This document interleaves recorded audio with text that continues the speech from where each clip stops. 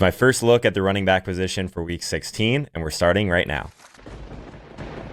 What's up, guys? Welcome to another daily fantasy sports video. If this is your first time here and you want to become a profitable DFS player and get better betting, start now by subscribing to the channel. Make sure you hit that notification bell so you don't miss anything along the way. And if you're already a Holkamaniac, you know exactly what time it is. Smash that like button and we'll get rolling. The running back position, week 16.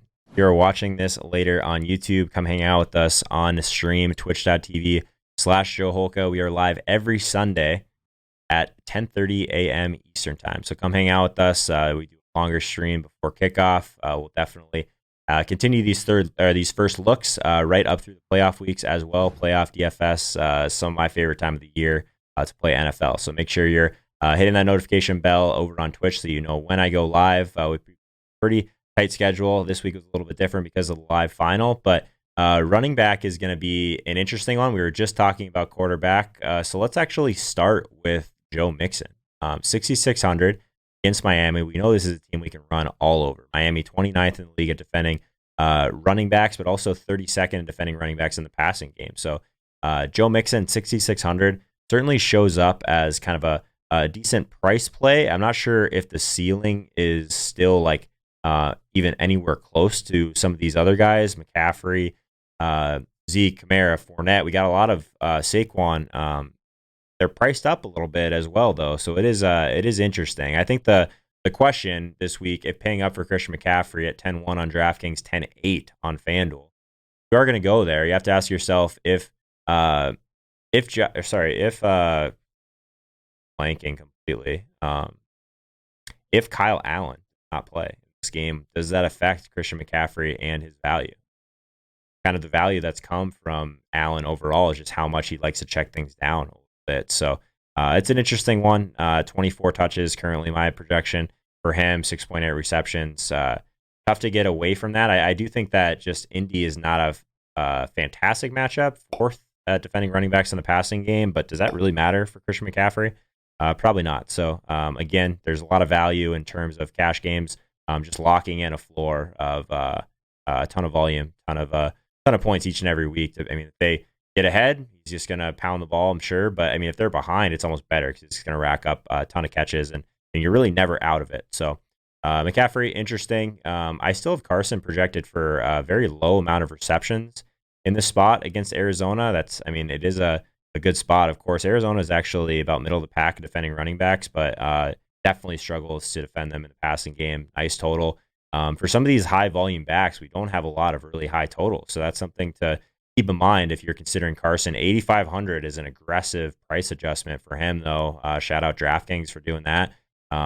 Makes the decision a little bit tougher, but I do think that he's interesting for sure. I think his ceiling certainly there.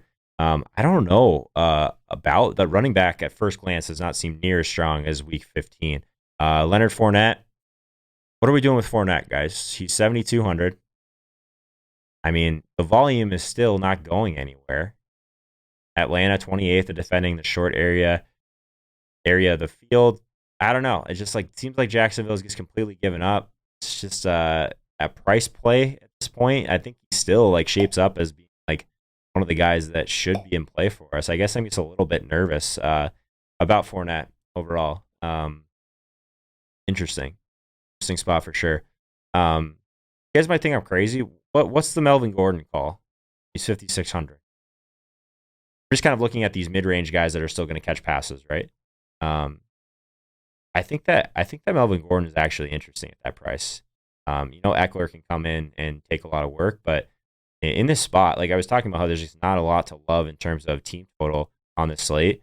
I mean, just getting back to basics, Melvin Gordon's 5,600. He's going to touch the ball around 17 times. He's going to get his through the air. Nice total. Favorite. Oakland, 31st at defending running backs in the passing game. They're below average at defending running backs overall.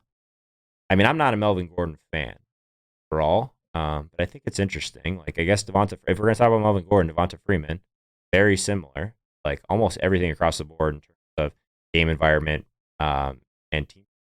Very similar. Projection, very similar. Jacksonville, 31st in the league at defending the run, 26 running backs in the passing game. So I think if we want to stick in this mid-range and maybe not go to Joe Mixon for significantly more expensive, Before we go any further, I'm always trying to find unique and creative ways to give back to the community, and at the same time try and get you guys involved in what we're trying to build here. So if I hit 10K followers on Instagram before the Super Bowl, I will be free rolling one lucky member of the Holkamania community 150 lineups for the Super Bowl showdown slate. I do think this is something that we can definitely accomplish as a community. It was one of my goals for the NFL season, and it is something that you can enter this drawing multiple times by really helping out across my platform. So a couple of things that you can do: retweet anything for me when I'm talking about this contest on Twitter at Joe Holka, you will get an entry. Retweet anything for me that links to my YouTube, Twitch, Instagram, or LinkedIn, you will get an entry. If on that original tweet you do reply with your DK username. So retweeting is one thing. I'm going to need your username to tally all of this up. Another great way to kind of get involved and get more entries into this drawing is to comment like on a new YouTube video, Instagram post, or LinkedIn cheat sheet. This is all going to be within 24 hours. So if you see one of my videos go up, again, hit that notification bell so you know when all my videos go up. All you have to do is post your DK username in the comments. So Peoria was talking about how Gordon got benched last game. Yeah, let's check news for that. Good call, man. Maybe that would be a big part of it. I mean, we get Austin Eckler. That would be great. I wish we had Austin Eckler all season. Anyone going back to Patrick Laird? What's the Patrick Laird feel for you guys? 4,600. Its price is still right there. It's Cincinnati. 27th against the run, 30th against running backs in the passing game. I guess we didn't talk about Laird probably enough in the review. I think that obviously going into the week thinking that he's going to see similar opportunity to weeks that he did before, where he was kind of almost like a bell cow in terms of his usage. It's crazy to say, but he gets stuffed on fourth down. I heard Davis Maddock, Peter Overs that were actually at the game. Obviously, they were talking about how he kind of had a misread on a pretty clear block, and he went the other direction, obviously, and then they kind of started to work in Gaskin a little bit after that. So 4,600 probably carries a little bit of risk, but still think that his role should be strong enough to hit that price tag, 4,600. I guess that gives you an idea of how gross his slate looks overall at running back right now.